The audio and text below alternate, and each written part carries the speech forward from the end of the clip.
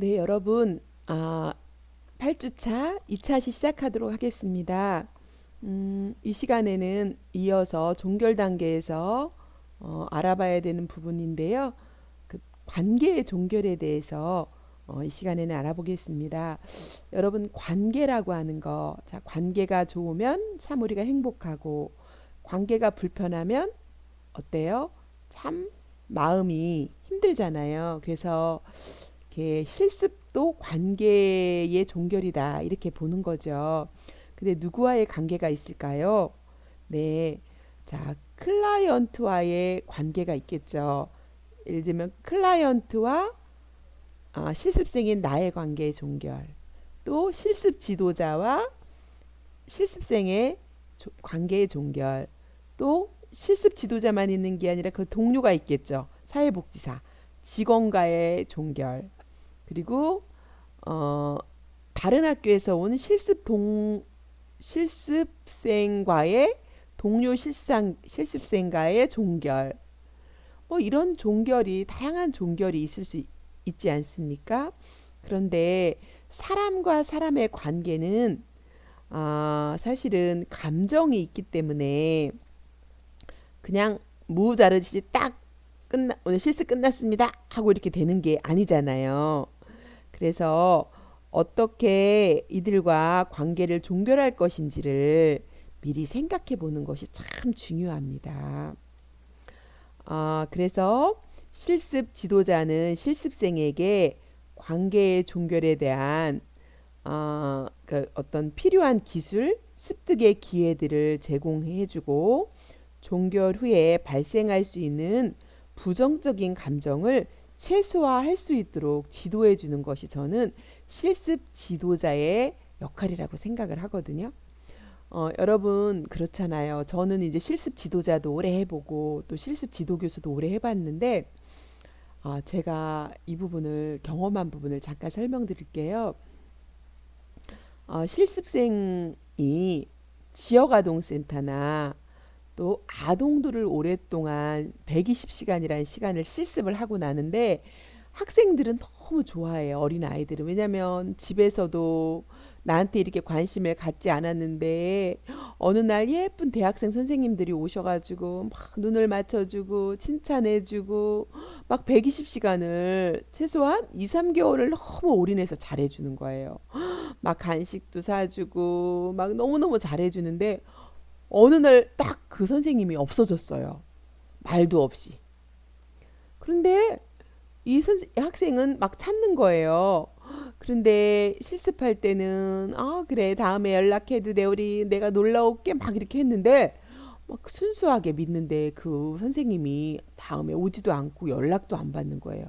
그렇게 되면 이 아이가 성장하면서 실습생은 계속 바뀌는 거예요. 오고 가고 막 하는데 그러니까 만남과 이별에 대해서 이 아이가 누구를 만나도 언젠가 나를 떠나갈 거야. 이 사람은 잘해주지만 언젠가 나한테 또 이렇게 할 거야. 실습 선생님처럼. 이런 직접적, 간접적인 경험이 이 아이들에게는 상당한 트라우마로 남겨질 수 있습니다.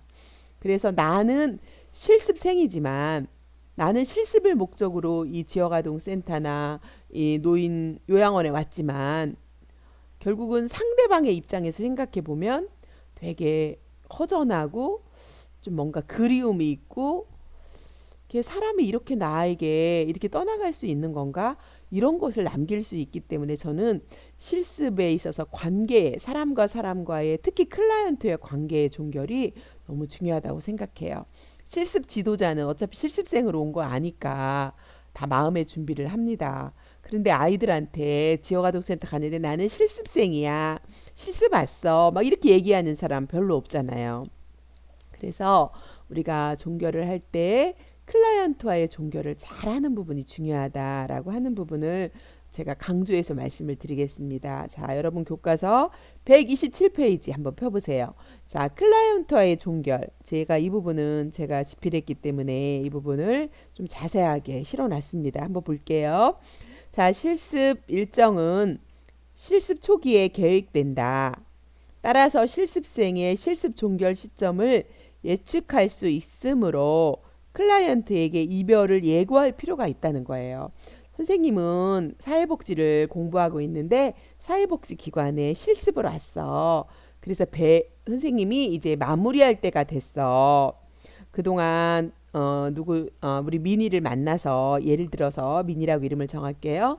그동안 우리 미니를 만나서 선생님 너무너무 기쁘고 함께해서 좋았는데 이제 일주일 후면 선생님이 이제 학교에 돌아가서 공부를 해야 돼. 지금처럼 자주 올 수는 없어. 그렇지만 선생님이 만나고 나서 카톡을 할 수도 있고 때로는 가끔씩 놀러 올 수도 있어. 그때는 우리 미니를 선생님이 만날 수 있을 것 같아. 그래서 미니가 그때 만나면 또 우리가 만나서 또 이런 거를 한번 해보도록 하자 하면서 미리 열흘 전이든 일주일 전이든 3일 전이든 이렇게 실습이 종결되고 이제는 자주 만나지 못한다는 것을 미리미리 이야기를 해주는 것이 클라이언트가 정서적인 상실감을 최소화할 수 있다는 거예요. 그래서 제가 여러분 선배 중에 그 실습한 분들한테 이런 얘기를 했어요.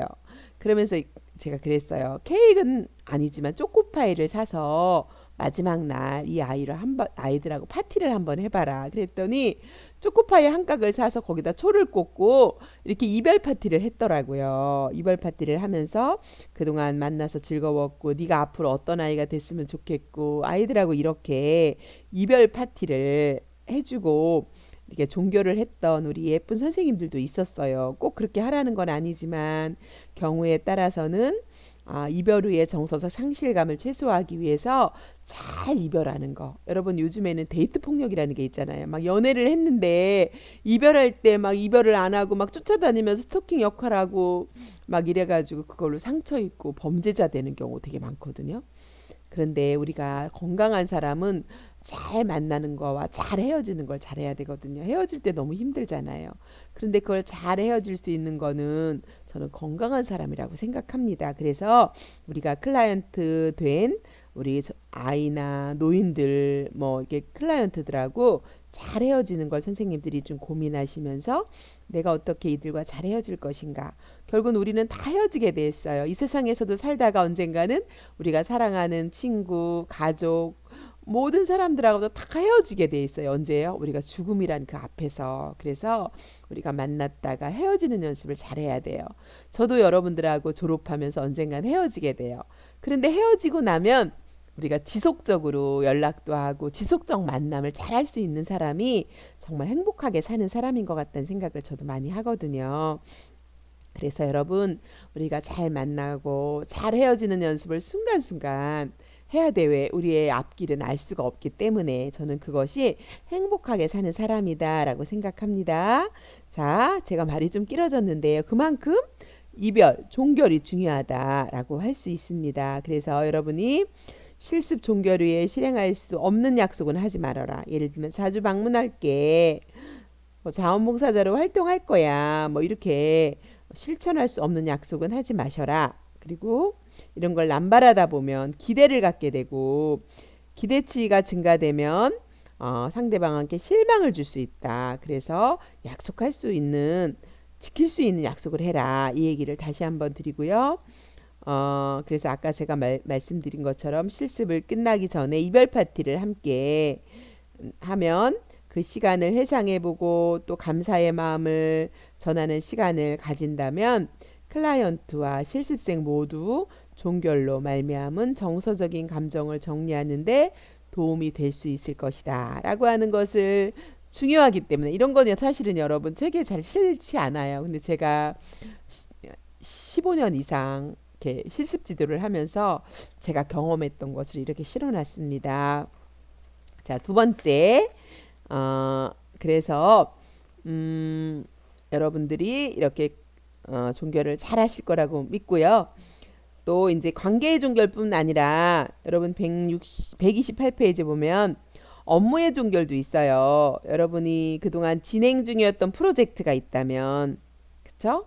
어떻게 내가 잘 종결하고 할 건가. 그래서 실습이 끝나지만 프로젝트가 마칠 때까지도 함께 할 수도 있을 것이고 아니면 못 오니까 그 종결을 잘해서 다음 사람에게 이렇게 인수인계를 해준다든가, 또 회기가 남은 집단 프로그램이 있다든가 그럴 때 업무가 잘 연결될 수 있도록 종결해주고, 또 마무리해야 될 일이 있으면 각각의 상황에 따라서 실습 지도자와 의논해서 적절하게 종결 조치를 하는 거, 이것이 여러분의 자기관리고 프로 정신이다라고 하는 종결을 말씀을 드리겠습니다.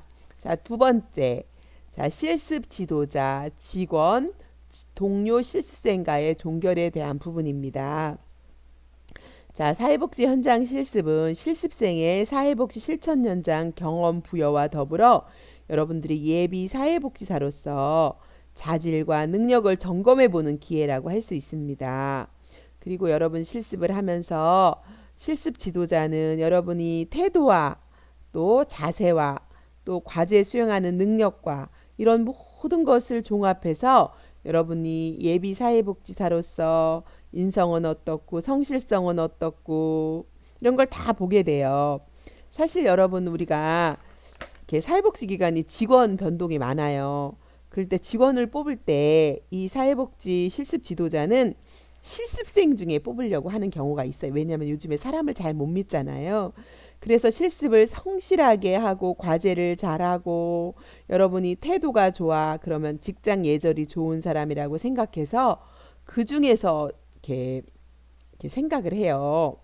그리고 이제 성실한 거, 또 배우려는 자세, 뭐 일은 잘하지 못하더라도 뭐 배우려는 태도와 자세가 있다면 그 사람에게 좋은 점수를 줄 거예요. 그래서 나머지는 가르치면 된다고 생각을 하거든요. 그래서 여러분들이 실습이 사회생활이다, 이런 마음으로 직원과 여러분 실습 지도자만 있는 게 아니잖아요. 또 실습 기간에 보면 사회복지사 선생님이 최소한 뭐 네다섯 명은 있잖아, 세네 명은 있잖아요. 그 직원들과 이렇게 업무를 할 때 여러분이 시켜보고 그러면 또 여러분이 물어보고 업무하는 수행 태도와 뭐 이렇게 밝은 긍정적 자세와 이런 것들을 보면서 또 다른 실습생과 관계하는 걸 보면서 여러분들 이런 것들을 통해서 결국은 최종적으로 여러분이 앞으로 취업에 연결될 수 있다는 것도 저는 말씀을 드리고 싶습니다. 그래서 여러분이 실습 지도자, 또 실습 기관의 직원들, 또 다른 학교에서 온 동료 실습생과 잘 어울리면서 전반적인 것들을 잘 해나갈 때 이것들이 여러분의 직장과 연결될 수 있다는 것이 중요하고, 모든 사람은 평가를 할 수밖에 없고 평가를 받을 수밖에 없는 존재이다. 그럼 우리가 순간순간 우리가 누군가가 나를 지켜보고 있고 내가 혼자 있어도 혼자가 아니고 나의 이런 실습의 모든 것들이 기록으로 남을 수 있다라고 하는 것을 또 평가받을 수 있다라는 걸 알면서 종결 단계에서 우리가 더 성실하게 마무리를 잘 할 수 있는 종결을 하면 좋겠다라고 하는 걸 저는 다시 한번 말씀을 드리고 싶습니다. 자, 그 다음에 세 번째 뭐가 있어요?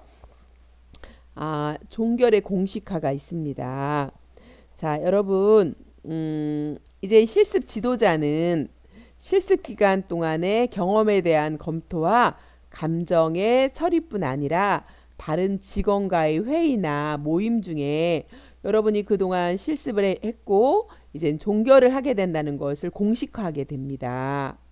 예, 그러면서 이제 여러분한테 피드백을 주게 될 거예요. 쉽게 말하면 슈퍼비전을 주게 될 겁니다. 그래서 여러분이 어떤 점은 좋았고 어떤 점은 좀 성장했으면 좋겠고 또 여러분에게 또 질문도 받고 이런 공식화하는 시간을 갖고, 어떤 기관에서는 이렇게 프랑카드도 만들어서 종결 평가에 막 이렇게 만들기도 하고, 어떤 기관은 식사 한번 하자 그러고 뭐 이렇게 좀 사회복지 기관이 좀 따뜻한 편이에요.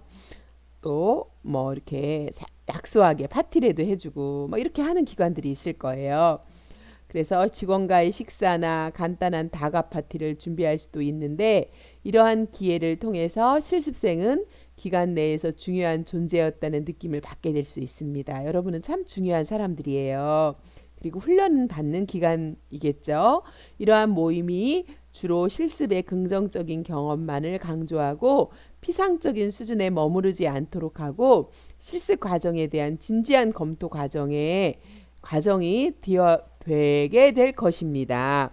그러니까 여러분이 이게 종결 과정에 기관에서 여러분을 이렇게 챙겨주고 또 피드백을 주고 이런 과정이 있을 거다라고 하는 거고, 그렇다면 실습 종결 후 실습생의 자세는 또 뭐가 있어야 될까?